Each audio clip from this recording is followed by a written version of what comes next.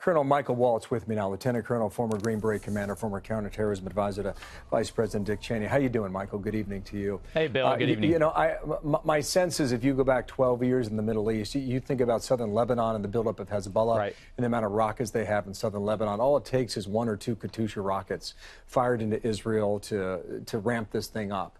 And I think that's the point that we have reached at the moment. Does it go there, or does it cool down?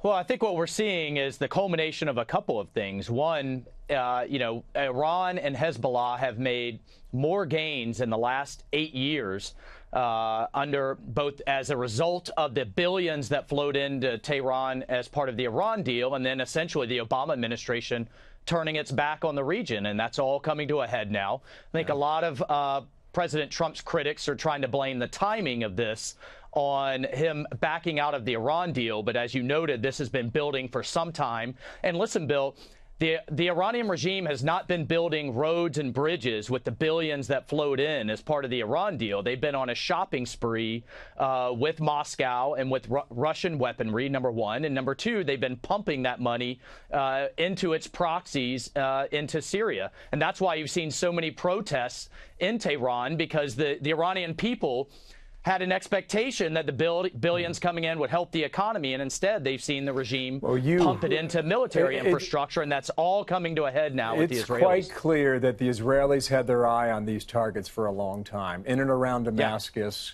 armed by Iranian Quds forces, and they went after them. They waited for their moment, and they're reporting that this mission was a complete success.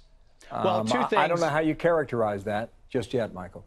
Well, I would call it a butt whipping, to use the term that we use in the South. From the Israelis really smacked the Iranians hard here. But I would call it two things. One, I think there's a misconception that the Iranians are only helping Hezbollah and its proxies in Syria. Iranian ground forces, its military, its uniformed forces are on the ground in Syria, helping the Assad regime and propping it up, and building up its infrastructure on the Israeli border to be able to hit our greatest ally. And I think what President Trump knew and knows is that we have to stand with our ally, and the Israelis essentially took that infrastructure out. Yeah. This is a real shift on the Israeli part, in that they have been kind of holding back and letting ISIS and the Sunni extremists kind of fight it out with Assad and Hezbollah and the Shia extremists.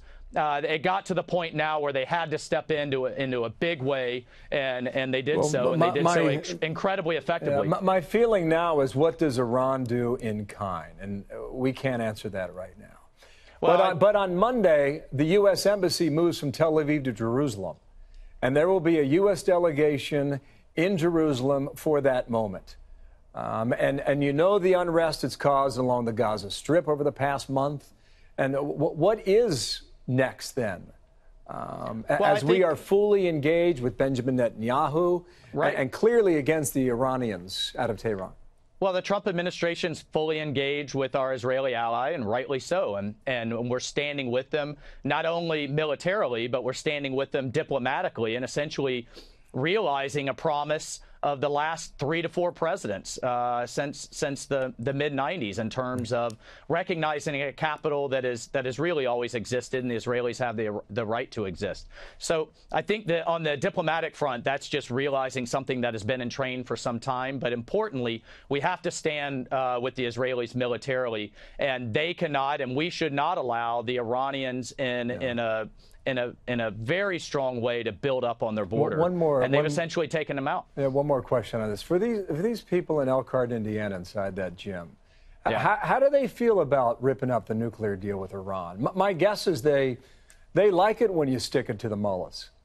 Well, I think they realize, and they see this president as standing with our allies and showing strength to our adversaries, whether that's North Korea, China, Russia, or Iran. And what we all instinctively know is that those regimes respect and respond to strength. Yeah. And that's what you're seeing in North Korea, and I think that's what you're going to see with the Iranian regime eventually. Nice to see you, Michael. Michael Waltz there in Washington, D.C. Greatly appreciate that.